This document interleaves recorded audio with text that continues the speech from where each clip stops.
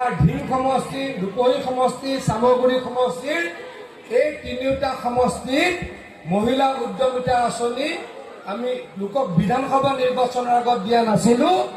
অহা 20 দিনৰ ভিতৰত দিম আৰু তিনিটা সমষ্টিৰ প্ৰায় ৭৫,০০০ মহিলাই এই ধন লাভ কৰিব।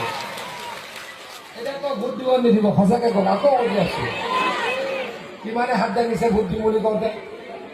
জিকিবা গন্তি কৰকচোন। প্ৰদীপদা কাৰোবাক চিনি পায়নে? দাদা দীপটো চিনি পোৱা নাই? হাত দাঙিছে নাই? চিন্তা কৰে। মই কিন্তু এটা কথা, মই দিয়া ৰিপৰ্টৰ ওপৰতে মহিলা উদ্যমিতা আহিব নাহিব। মই গাৰ্ডিয়ান মিনিষ্টাৰ কি কয়, লাগিব নালাগিব কওক? লাগিব নালাগিব?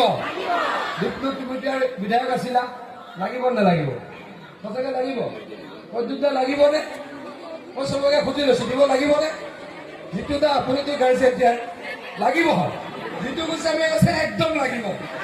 লাগিবতো? এতিয়া অলপ পিছতে মুখ্যমন্ত্ৰী ডাঙৰীয়াক কম যে আমাৰ গোটেই কেইজন ইয়াতে জড়িত বিধায়ক, সাংসদ, মানে জড়িত কৈছোঁ। প্ৰদ্যুৎ বৰদলৈ ডাঙৰীয়া ইয়াতে সাংসদ আছিল, দীপলু ৰঞ্জন শৰ্মা ডাঙৰীয়া ইয়াতে বিধায়ক আছিল, জিতু গোস্বামী ডাঙৰীয়াই বিধায়ক খেলিছিল। এতিয়া যদিও বহনপুৰৰ বিধায়ক, তেখেতৰ আপোনালোকৰ চোৱা চিতা দায়িত্ব তেওঁলোকেও লয়। গতিকে তিনিওজনে কৈছে যে চামগুৰিত অতি সোনকালে মহিলা উদ্যমিতাৰ আঁচনি দিব লাগে আৰু দি আপোনালোকক দেখাম, মই আপোনালোকক প্ৰতিশ্ৰুতি দিম। আপোনালোকক মহিলা উদ্যমিতাৰ আঁচনি হিমন্ত বিশ্ব শৰ্মাই দিব আৰু ৰকিবুল হুছেইন ডাঙৰীয়াই ভাষণ দিলে আপোনালোকে কংগ্ৰেছক ভোট দিব। সেইটো হ'ব নেকি কওক? হ'ব নেকি কওক? নে গৌৰৱ গগৈ ডাঙৰীয়া আহিলে চব উঠি ভাঙি যাব? কোনটো কৰিব কওক? হা? খেদি দিব? এটা শব্দটো মই নকওঁ, মোৰ মুখত লোৱাটো বেয়া।